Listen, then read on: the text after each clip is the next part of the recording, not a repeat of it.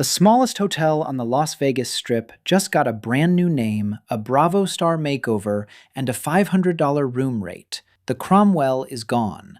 In its place is the Vanderpump Hotel. It opened in June 2026 with a 600 drone show and a red carpet full of reality TV stars. So here's the real breakdown. What the old Cromwell actually became, what's inside now, what a night costs once you add the fees, and the question that matters: is it worth your money or just worth a photo out front? Start with the building itself, because it has worn a lot of names. It opened back in 1979 as the Barbary Coast, became Bill's Gamblin' Hall in 2007, and then reopened as the Cromwell in 2014, the Strip's first true boutique hotel. Through all of it, one thing never changed. It's a Caesars Entertainment property. It still is today. In 2025, Caesars announced a partnership with television personality Lisa Vanderpump to reinvent the property. This is her first hotel, a step up from the restaurants and bars she's known for. She served as the design lead, alongside her design partner Nick Elaine, and the two of them put their custom furniture and lighting line through the whole building. The changeover happened in stages. The hotel stayed open through the renovation. Reservations under the new name opened in March 2026, and the first guests checked in at the end of May. The official grand opening came on June 11th. That opening night is worth a quick note, because it tells you something about the hotel's wattage. The guest list had Sharon Osbourne, Lance Bass, and Garcelle Beauvais. Solid Bravo star power. But a few names you'd expect were missing, including Andy Cohen, nightlife veteran Victor Drai, and Giada De Laurentiis, whose restaurant is literally inside the building. Compared to the celebrity flood at Fontainebleau's 2023 debut, this was a quieter arrival. So why would Caesars do this? Look at the location. This is a small hotel sitting on one of the best corners on the Strip, next to Caesar's Palace and across from the Bellagio fountains.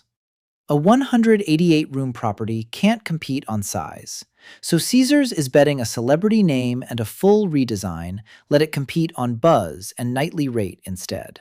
Put a famous brand on a tiny building in a prime spot, and every room can charge more. Now let's go inside. The first thing to understand is the scale. The Vanderpump has just 188 rooms, which makes it the smallest hotel on the Strip by a wide margin. Most of its neighbors run 3,000 to 7,000 rooms. There's a casino of about 40,000 square feet and a Caesars sportsbook, but this is a boutique, and it feels like one.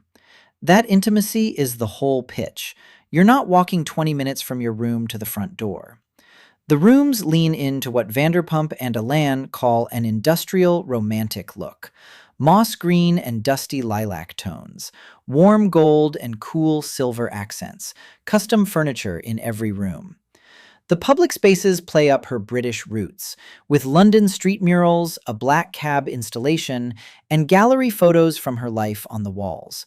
Whether that's your taste or not, it is a genuine top-to-bottom redesign, not a name swapped onto the old Cromwell.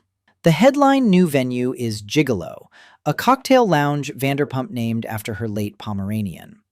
It's the signature bar of the property, moody, glamorous, and built to be the room everyone photographs. It opened alongside the hotel in late May 2026. The dining anchor is still Giada De Laurentiis' Italian restaurant that's been here since 2014, with big second-floor windows looking down the Strip. Around it, you've got the bar at the Vanderpump Hotel, the Interlude Casino Lounge, and, yes, a Starbucks. So the food and drink lineup is more curated than sprawling. The playful side shows up in the suites. The signature suites carry cheeky names like the Mischief Suite and the larger Royal Rascal Suite, and the property leans hard into Vanderpump's dog-loving image. There's even an oversized Pomeranian statue that's become the hotel's go-to photo spot. It's theatrical and a little over the top, which is exactly the point. Up top, the rooftop that made the Cromwell famous is still the biggest draw. By day, it's the Soleia pool, reworked as the hotel's guest pool with Strip views. By night, Drai's nightlife keeps going. including Drai's after hours downstairs. If you came here for the party didn't leave. Okay, the money. This is where the boutique bet gets real. At opening, a standard king room ran in the ballpark of $400 to $500 a night on prime dates. For a room in a 188-key hotel with no sprawling resort footprint, that's premium pricing. And it's a big jump from the value boutique reputation the Cromwell used to have. Then add the resort fee, about $55 a night on top, before tax. Go up the ladder and the suites climb fast.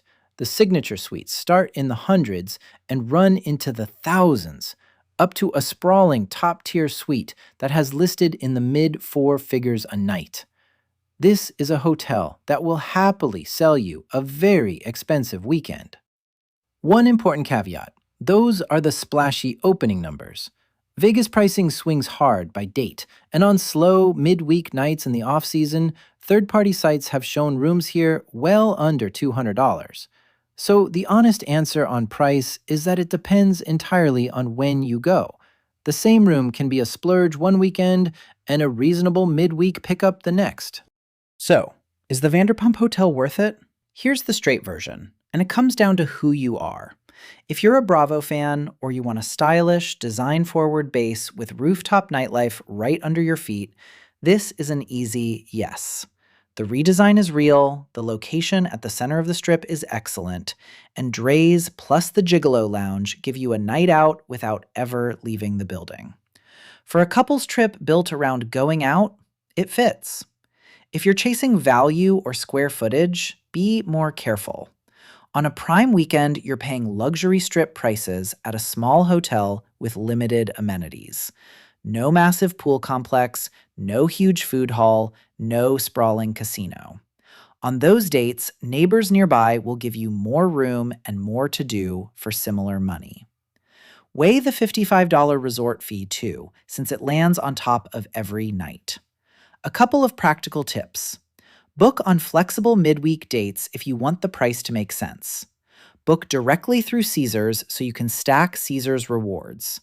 And always check the fee-inclusive total at checkout, not just the headline rate.